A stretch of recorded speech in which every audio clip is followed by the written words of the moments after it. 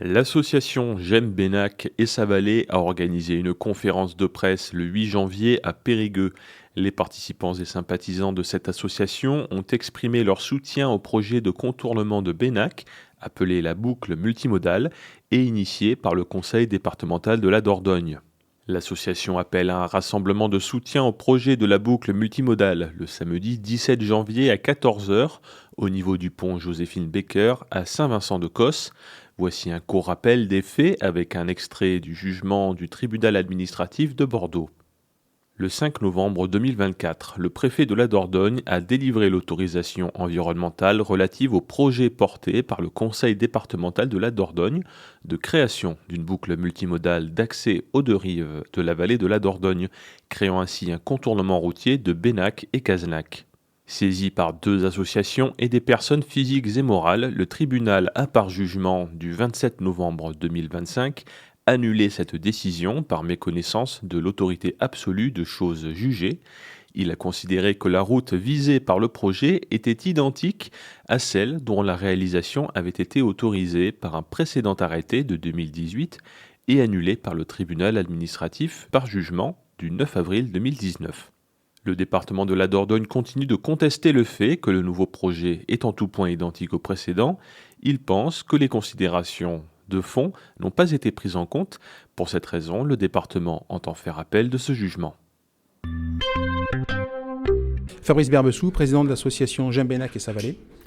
Aujourd'hui, pendant votre conférence de presse, vous étiez très nombreux. Oui, ça montre que l'ensemble des habitants de la Dordogne, les Périgourdins et les Périgourdines, l'ensemble des forces vives de l'économie locale, les élus, sont derrière ce projet de boucle multimodale. Parce qu'elle est essentielle. Elle est essentielle parce qu'elle répond à des besoins de fluidification du trafic, des besoins de séparation des flux, notamment pour les cyclistes et les piétons, réduire les risques falaises, réduire le risque de la nuisance de pollution, qu'elle soit sonore ou liée au pot d'échappement, etc. Et puis, cette boucle multimodale est innovante parce qu'elle a des éléments de durabilité, comme la réouverture de la gare. Il y a peu, en fait, ça a été dit, il y a peu de gares qui réouvrent, en fait. Et si on veut que les visiteurs viennent en Dordogne, non plus en voiture, mais en train, c'est une bonne idée parce que cette gare de Castelnau-Ferrac, elle est au cœur de la vallée, là où il y a les principaux sites à visiter, dont ceux de certains opposants. Le projet existe, mais la décision de justice était différente, mais il y a encore le recours possible. Oui, le recours, c'est l'appel qui a dû être engagé par le département et nous souhaitons aussi, par ce rassemblement du 17 janvier, convaincre l'État qu'il peut faire appel également en soutien du département ou avec le département, parce que son autorisation de réaliser les travaux qui a été attaquée en fait. Vous attendez combien de personnes le 17 janvier ?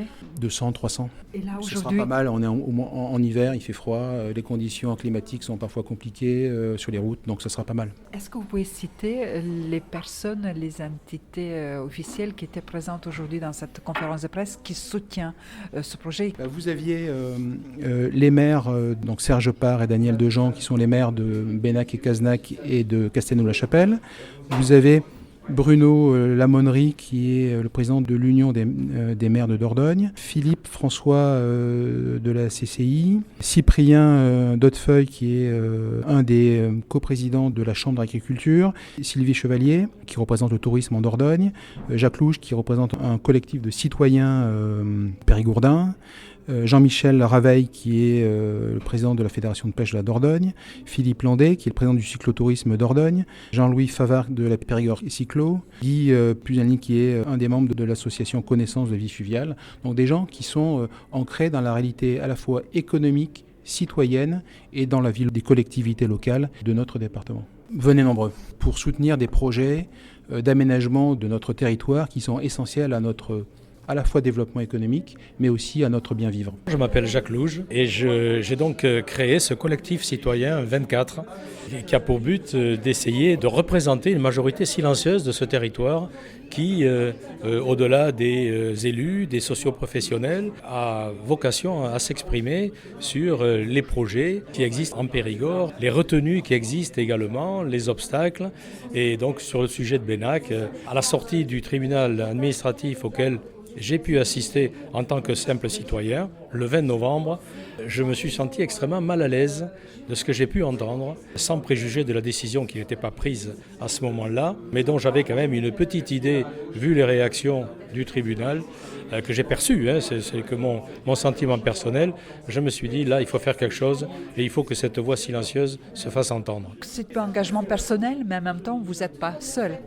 Oui, non, mais d'abord, j'ai des engagements personnels multiples et variés. J'ai siégé au Conseil économique et social à la région Nouvelle-Aquitaine. Et puis, j'ai également présidé le Pays du Périgord noir dès sa genèse, puisque nous avons développé pour ce pays un diagnostic et surtout des projets pour les 10 ans à venir, à travers une charte qui a été signée par les 146 communes du Pays du Périgord noir et par les 14 intercommunalités. Donc, cette expérience du pays, qui a mobilisé environ 500 personnes, mais aujourd'hui me sert pour essayer de faire entendre justement cette voix d'une majorité silencieuse. Qu'est-ce que vous voulez dire, vous, citoyens ? On veut dire stop à la gabegie, on veut appeler au retour du bon sens. Tout ce que j'ai pu entendre ce matin par les divers intervenants me semblait frapper à l'aune du bon sens. Donc ces arguments-là qu'il faut faire entendre. Il faut que la justice nous donne raison et entende ces arguments au-delà d'un aspect que j'ai pu, moi, analyser comme étant complètement extérieur aux problèmes que nous vivons ici sur ce territoire où nous essayons d'œuvrer pour l'avenir de nos enfants. Ce territoire doit bouger. Qu'est-ce que vous attendez de cette manifestation de 17 janvier ? Que la presse, dont la mission est d'informer, puisse être l'écho fidèle de ce qu'elle a pu entendre aujourd'hui. Bonjour, je m'appelle Guy Pustelnik et je suis membre de l'association Connaissance de la vie fluviale. Vous étiez dans cette conférence de presse pour annoncer cette manifestation qui aura lieu 17 janvier. Pourquoi ? Tout simplement parce que je suis un peu choqué par l'idée de démonter finalement tout ce dispositif qui a déjà été implanté. Ça va se faire avec un impact important sur la Dordogne. Et ça nous heurte, indépendamment des aspects financiers, où là, il y a une gabegie financière qui est quand même difficilement acceptable. En plus de ça, ce qui me heurte aussi, c'est, l'argumentation qui a été utilisée en considérant que l'impact était irréversible. Ça n'est pas un impact irréversible. Il y a des impacts irréversibles sur la Dordogne. Ce furent les extractions de gravier, mais c'est aujourd'hui la qualité des eaux qui se dégrade, c'est la présence des barrages.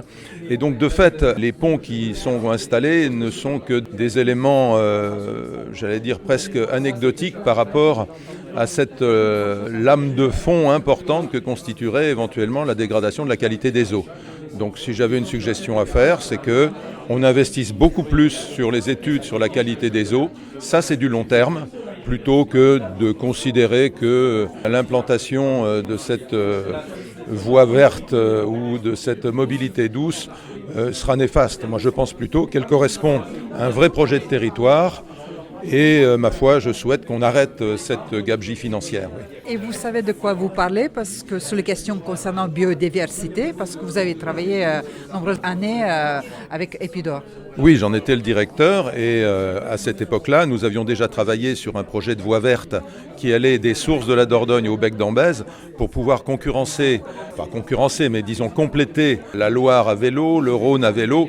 Je pense que la Dordogne à vélo est un élément important et justement cette mobilité autour de Bénac rentre complètement dans ce projet-là.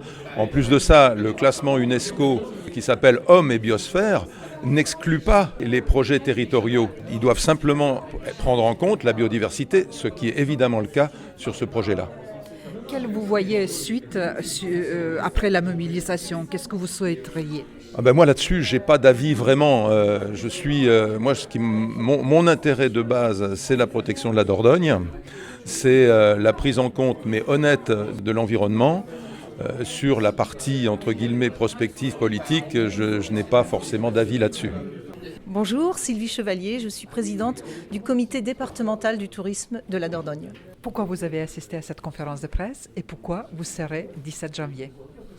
J'ai assisté à cette conférence de presse parce que je voulais montrer que nous étions nombreux et que je faisais partie des personnes qui s'associaient à l'association J'aime Bénac et la Vallée dans cette colère un peu maîtrisée, mais quand même très assumée, et pour défendre ce deuxième projet de boucle multimodale parce qu'il nous paraît essentiel pour le développement, alors dans ce qui me concerne moi, touristique, et la qualité de vie de nos Périgourdins.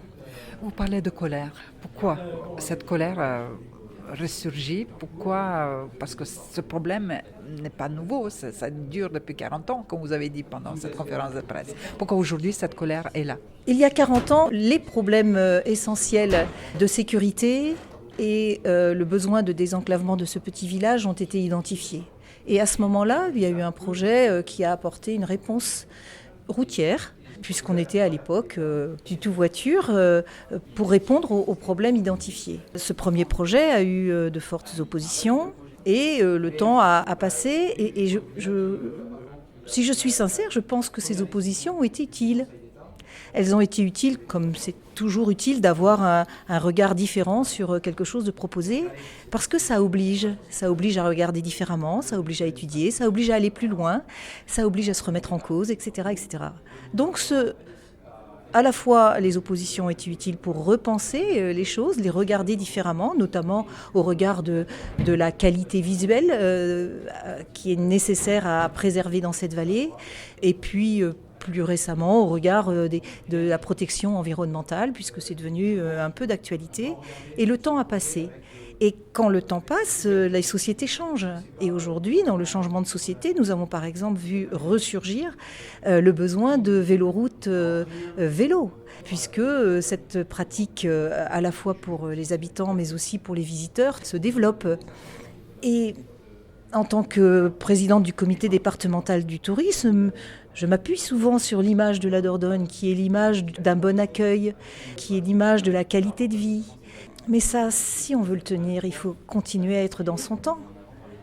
Donc en fait, il est nécessaire d'apporter une réponse à la problématique qu'on avait identifiée il y a 40 ans et qui a évolué aujourd'hui. Et ce deuxième projet, qui n'est pas identique au premier, et c'est pour ça qu'il y a la colère, c'est que ce deuxième projet est réellement, de mon point de vue, un projet extrêmement abouti et qui répond à beaucoup d'enjeux. Je me répète, l'enjeu de sécurité, l'enjeu pour le vélo, l'enjeu environnemental, le fait aussi d'offrir des nouveaux points de vue sur le beau château de Bénac, par exemple. Donc, ceux mêmes qui nous fustigent et qui se mettent contre nous, il me semble que comme ils restent figés sur leur raisonnement et leur peur, ou juste le fait de vouloir avoir raison à tout prix, eh bien, ne regardent pas de façon approfondie ce qu'apporte ce nouveau projet. Et c'est ça qui met en colère. L'association J'aime Bénac et sa vallée appelle à un rassemblement de soutien au projet de la boucle multimodale le samedi 17 janvier prochain à 14h au niveau du pont Joséphine Baker à Saint-Vincent-de-Causse.